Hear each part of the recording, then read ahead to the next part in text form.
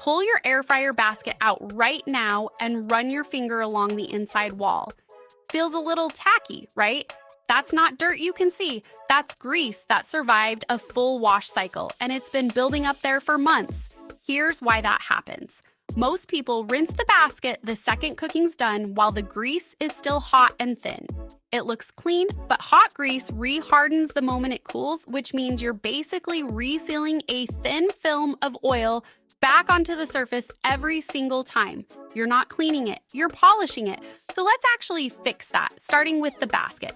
Before it ever touches water, wipe it down dry with a paper towel. Sounds too simple to matter, but dry paper towel pulls up loose grease in seconds.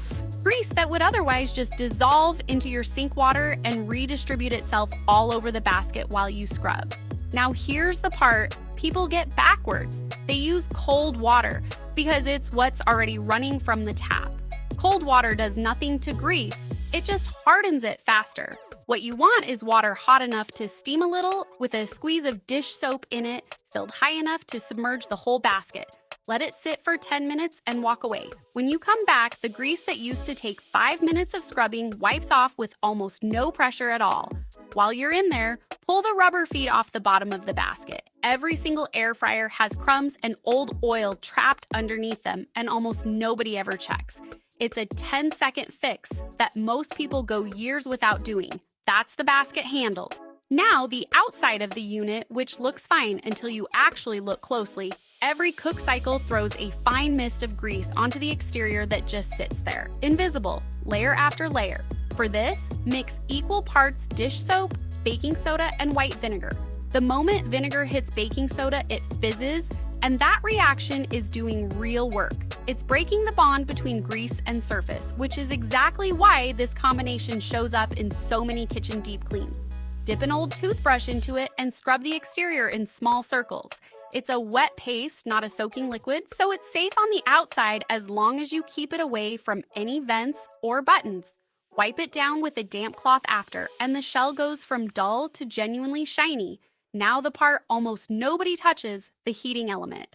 Flip the unit over and look up at the coil. If you've never cleaned it, you're not alone. Most people don't even know it's accessible.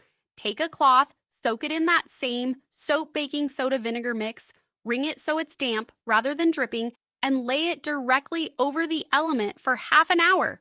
Walk away completely.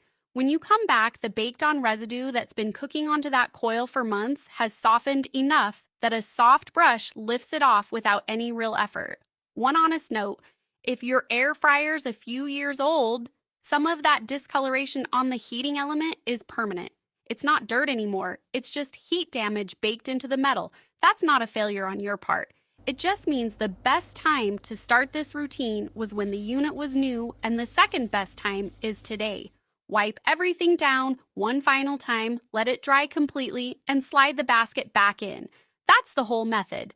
Dry wipe, hot soak, the rubber feet nobody checks, a fizzing paste for the exterior, and a half-hour soak for the element. 10 minutes of actual effort, most of it hands off. If your air fryer's been due for this, do it tonight and tell me in the comments how much came off the heating element. You'll want to know you're not the only one.